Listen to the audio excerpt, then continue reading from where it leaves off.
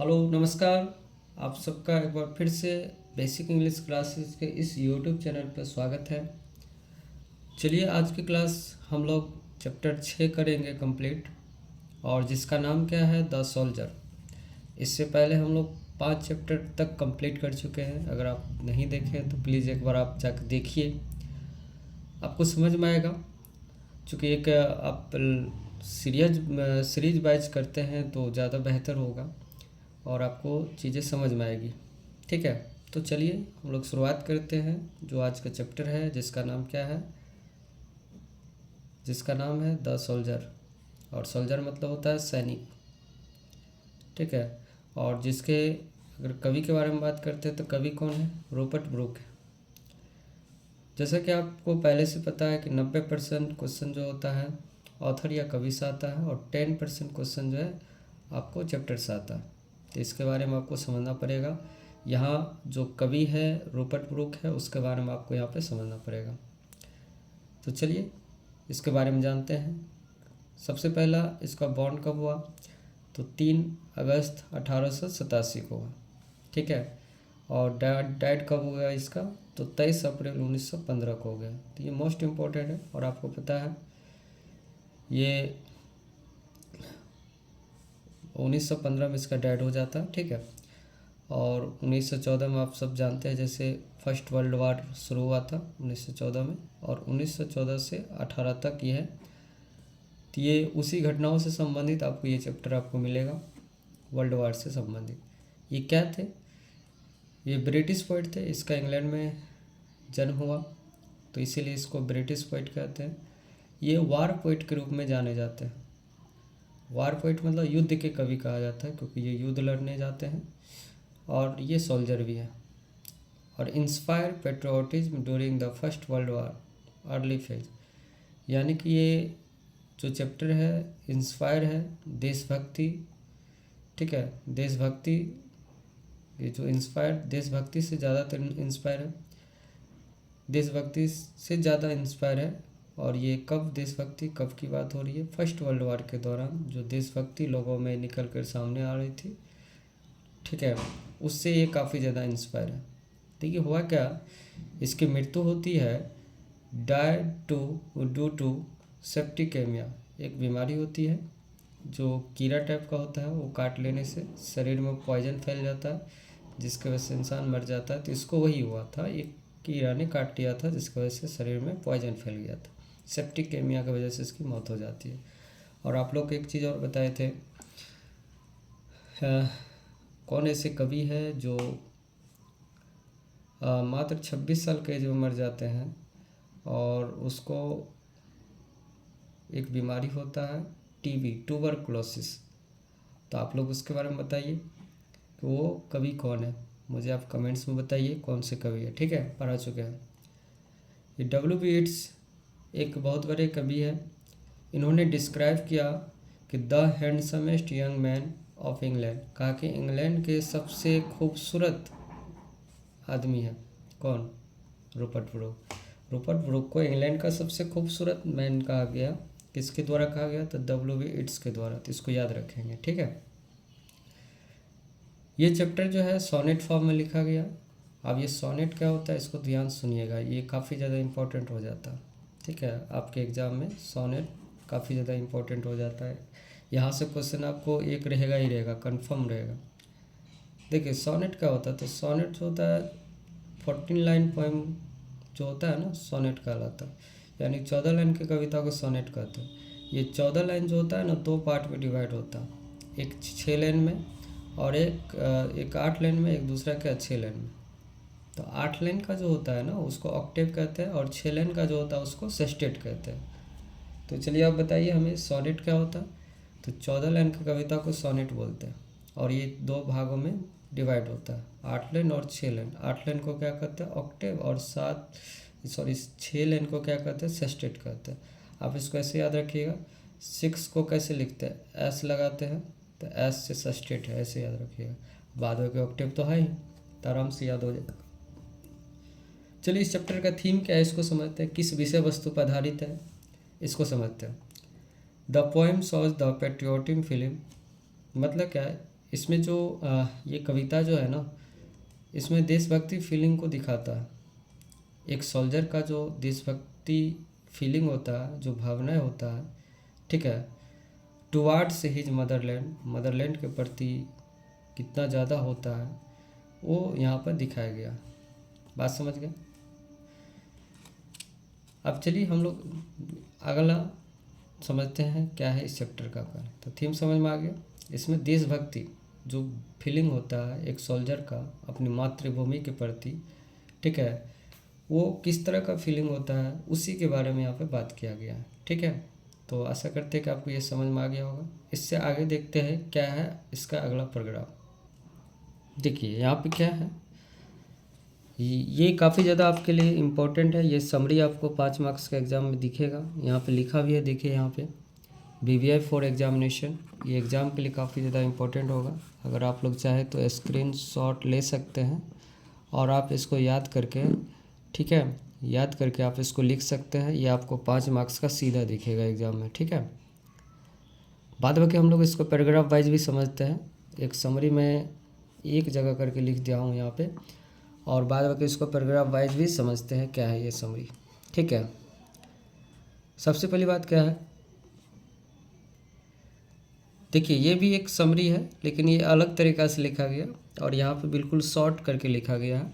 यहाँ पे paragraph wise भी दिया है, तो आपको जो आसान लगे आप वो कर सकते हैं। ठीक है, देखिए the soldier is a war poem. The soldier क्या है, एक वार पोएम है, रिटेन बाय रूपर्ट ब्रुक, जो रूपर्ट ब्रुक के द्वारा क्या किया गया, लिखा गया है। ठीक है, वह युद्ध कवि है जो, ठीक है, युद्ध पोएम है जो रूपर्ट ब्रुक के द्वारा लिखा गया, इसको वार पोएट भी कहते हैं।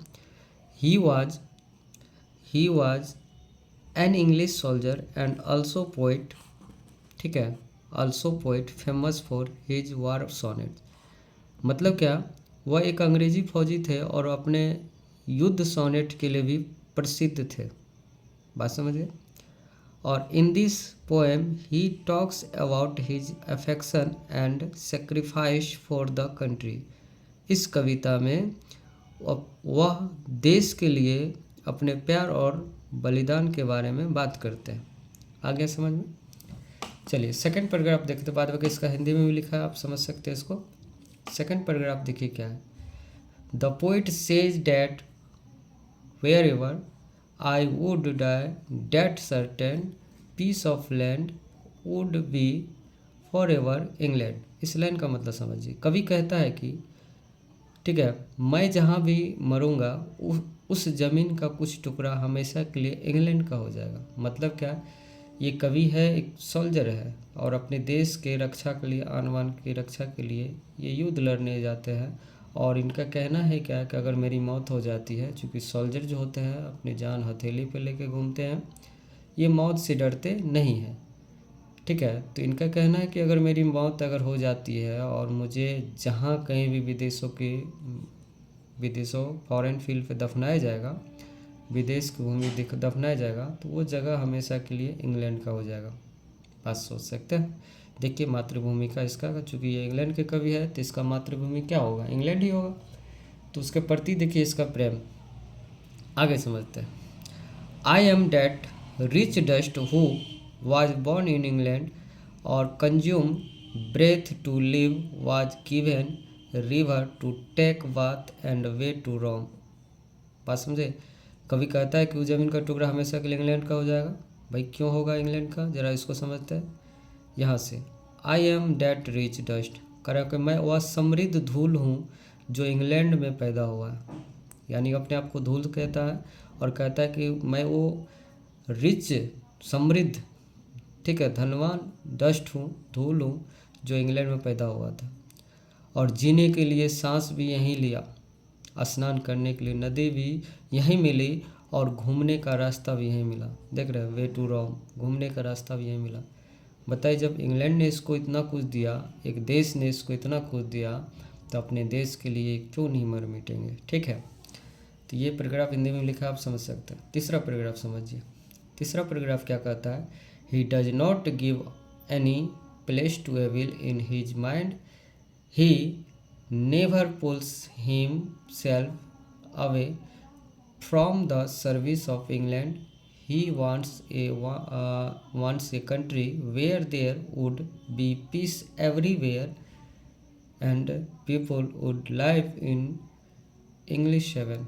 तो वो कहते हैं कवि क्या, वो अपने मन में बुराई को कोई स्थान नहीं देते हैं, ये विल इन हिज माइंड, अपने माइंड में स्थान नहीं देते हैं, नो एनी प्लेस.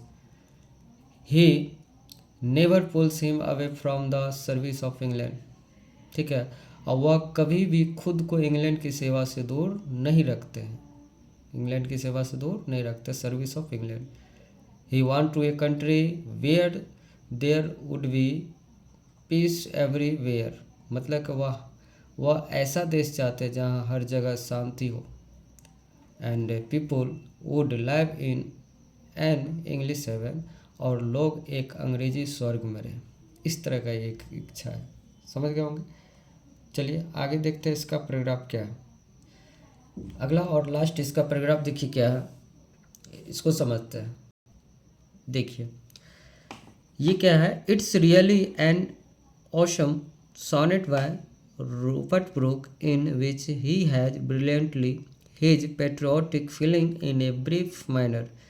वास्तव में ये रूपर्ट ब्रूक द्वारा लिखा गया एक शानदार सोनेट है जिसमें उन्होंने अपनी देशभक्ति की भावनाओं को बहुत कम शब्दों में शानदार तरीक़ों से व्यक्त किया है. आशा करते हैं कि आप लोग को इसका समरी समझ में आ गया होगा. ठीक है, तो एक बार आप खुद से रिवीजन कर सकते हैं, देख सकते हैं, और बाद की इसका ऊपर में समरी जो दिया है उसको याद करके लिख सकते हैं. ठीक है, एग्जाम आपको आएगा, ये एग्जाम के लिए मोस्ट इंपॉर्टेंट है. चलिए आप इसका ऑब्जेक्टिव देखते हैं इस चैप्टर का. आप लोग भी इसका ऑब्जेक्टिव करिएगा. फर्स्ट क्वेश्चन इज, पहला क्वेश्चन क्या है जरा समझिए. The soldier was written and published during which major war. अब बताइए द सोल्जर वाज रिटन, ये जो लिखा गया पब्लिश्ड किया गया किसके दौरान, कौन से मेजर युद्ध के दौरान. तो आपको बताया ये इंस्पायर है वर्ल्ड वार फर्स्ट, प्रथम विश्व युद्ध के दौरान ये लिखा गया है और पब्लिश्ड किया गया. तो पहला आंसर होगा, इसका राइट आंसर क्या होगा, ये होगा, ये इसका राइट आंसर होगा. Who told Rupert Brooke the most handsomest poet of his time. बताइए इसको सबसे हैंडसमेस्ट पोइट कहा गया था उस टाइम का. ठीक है, किसके द्वारा कहा गया था, तो बताइए, आप लोग को जस्ट बताया गया है, तो किसके द्वारा कहा गया, तो W. इट्स के द्वारा कहा गया.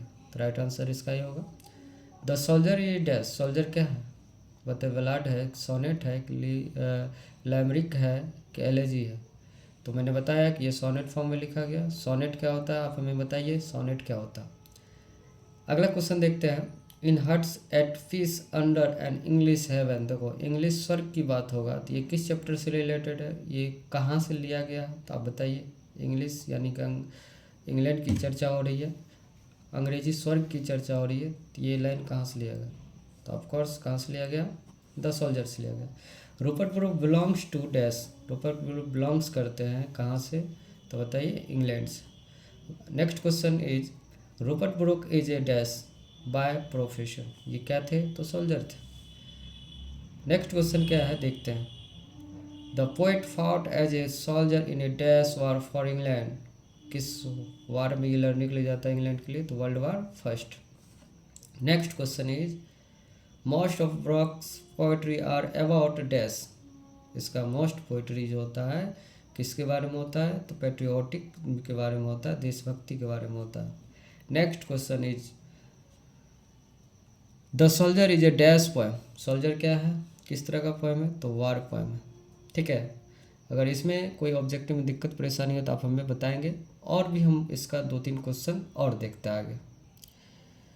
देखिए यहाँ पे इसका कुछ क्वेश्चन और है. Sonnet are divided into 2 parts. मैंने बताया था सोनेट कितने पार्ट में डिवाइड है, 2 पार्ट में डिवाइड है. एक है ऑक्टेव, तो दूसरा क्या है, तो बताए मैंने बताया था सेस्टेट के बारे में, तो दूसरा क्या है, तो सेस्टेट. यहाँ डी नंबर आंसर हो जाएगा.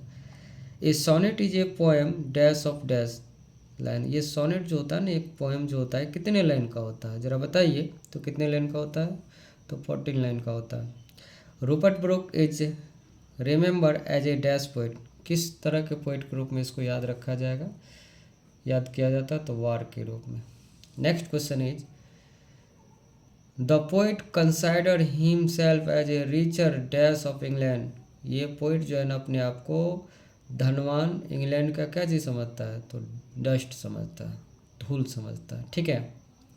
Rupert book presses dash, Rupert book जो है तारीफ करते हैं किसका, तो बताओ अपने देश का, इंग्लैंड का तारीफ करते हैं। Next question one is the part in the soldier, soldier part में जो है, ठीक है, डेपिक्टिंग द मिसरीज ऑफ डैश, दुखों का जो चित्रण किया गया, किसके दुखों का चित्रण किया गया, तो वार के दुखों का क्या किया गया, चित्रण किया गया। आई होप आप लोगों को समझ में आया होगा।